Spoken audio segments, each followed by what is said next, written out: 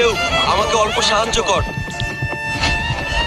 ওরে আমার হালকে কে মেরেছে রে? আমার হালকে বাঁচাতেই হবে।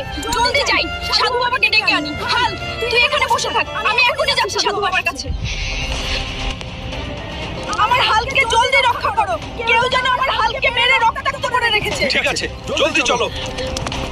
একবার আমি এসে গেছি, আর কোনো চিন্তা নাই। এখনই ঠিক করে দিচ্ছি। যা যা, এবার তোকে কে মারছিল তাকে একদম খতম করে দিয়ে আস। আজকে তোদের বাঁচন নাই রে দানব। আমি যাচ্ছি তোদেরকে খতম করতে, রেডি থাকিস। তোদের একটা একটা করে লেজ কেটে এবার হাতে ধরিয়ে দিব রে পাগলা।